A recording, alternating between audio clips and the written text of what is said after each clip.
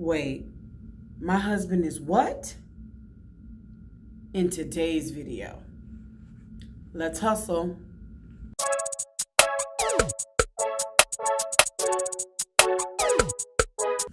Welcome back to Hustle Harder Mommy, a channel dedicated to becoming healthier, wealthier, and wiser. Again, it's your girl Erica. If you are new, welcome. As I like to say, it is not my channel, it is our channel. Okay. So in today's video, I am going to give an update on the celery juice challenge that I just completed. And I'm also going to share something with you that I went through this week that was interesting. So, celery juice. Yes, I completed a 5-day celery juice cleanse detox challenge, whatever you would like to call it. If you have not had a chance to check it out in all of its intensity, there should be a little circle with an eye popping up somewhere around there. You can check it out. So, lots of energy, lots of mental clarity, even a little clearing of my vision, and according to my family members, an improvement in my mood. So, what I have decided to do is, instead of just ending it all together, I'm going to reduce the amount of celery juice I was consuming from 16 ounces to 8 ounces. So I'll be taking 8 ounces of celery juice once per day on an empty stomach. Since I'm an intermittent faster, that is going to be around noon for me because my eating window is from noon to 8 p.m. So I will consume the celery juice fresh daily at noon, wait at least 30 minutes, and then consume the rest of my food and drink normally. I do still have some of the warmth and tingling that I talked about in my previous video. I still have the energy. I still have the mental clarity, even though I have had 2 days without the celery juice because your girl had enough for the challenge. But today is grocery shopping day, so I didn't have spare celery, so I got to go scoop some up from the grocery store, and I will start back with my juicing tomorrow on an empty stomach. Yes, if you had told me that first day when I tasted it that I would be continuing on past the 5 days, I probably would have laughed at you or scratched your eyes out.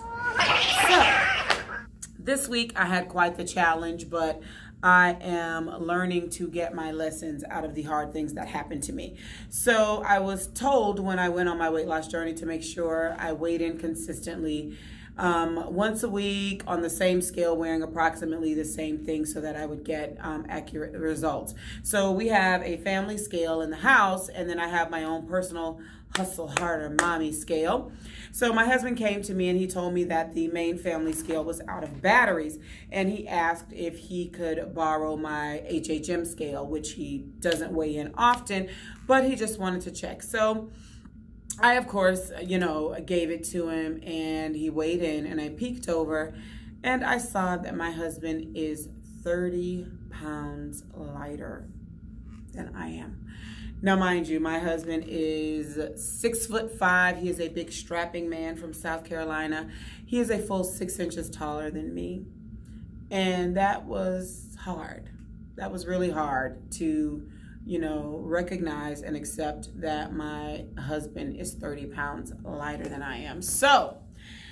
But it brought back to my remembrance that last July of 2018, that my husband and I started keto together. We went on a ketogenic diet together. We were both making excellent progress, and then we went on a trip to his home in South Carolina. Now, his mother makes the most amazing bread from scratch. I mean, she even sells it. It sells out. It is that good. So my husband, who's been consuming this delicious stuff since he was a child, he chose to abstain. And I did okay for the first day or so, and then I was up to my eyeballs in fresh made bread. And instead of just bouncing back from that and getting back on task when we got home, I just threw my hands up and fell off. So by the time Thanksgiving came around, my husband was at his goal weight, and he was down over 40 pounds, and I was still struggling for the most part. I hadn't lost much weight at all. Now, fast forward to March, my husband is in maintenance. He has 1 day a week where he kind of eats whatever he wants, within reason. And then the rest of the time, he still remains keto with intermittent fasting. And so I took it as a lesson to me, one, about finishing what you start. It doesn't mean you don't ever falter, you don't ever stumble, you don't ever fall. It means you get up as quickly as you can and you continue on. And I also took it as a warning shot. When my husband remained on keto and lost the weight, that was a warning shot. And then I thought of yet another time, probably a year before that, when I went to work. I was, moving quickly to make sure I wasn't late, got to work, loaded up my pockets with some of the tools I needed. And then when I started to walk, my pants became loose and they started to come down. And I realized that I had inadvertently put on my husband's uniform pants. Instead of seeing that for what it was, I did something that I talked about in a previous video. Well, my so-called friend Ramona brought to my attention about being too easy on yourself sometimes, giving yourself too many breaks, letting yourself slide. If I had paid attention to the warning shot of the sagging pants, the warning shot of my husband reaching his goal weight while I was still struggling, the warning shot the first time I realized that I could not fit easily and comfortably into a booth in a restaurant, because I still remember it. The first time I was afraid that I was going to get on a ride at an amusement park and that the security latch wasn't going to close over me. All of those were warning shots, and I should have taken them for what they were instead of making jokes, blowing them off, and unfortunately comforting myself with food. So I wanted to share that with you guys, because who else am I going to share it with? It made for a rough couple of days, but I'm determined to not ignore any warning shots going forward. And so I have a question for you. What do you do about a spirit of comparison? When you start comparing yourself to others, when you start comparing your progress to theirs, or where they are to where you are, what do you do about that? How do you deal with that? Let me know in the description box below. And with that in mind, without further ado, here is my weigh-in for this week.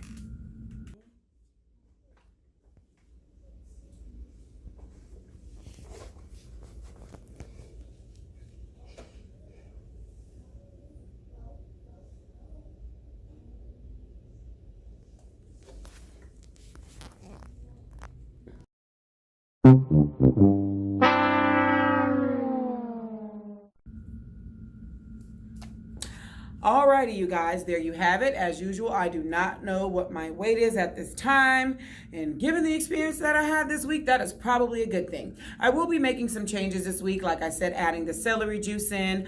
I am going to increase my water intake. I didn't do such a great job last week because I was so fixated on getting down that celery juice that I kind of let some other things slide. I did take my vitamins. I did get some exercise, so I'm very thankful for that. I want to give a shout out to C-Dub over down at Taking Down Fat with C-Dub on his goal of 500 subscribers. Congratulations to you, man. And I want you to go ahead and have that photo shoot, like I said, so we can see how good you look.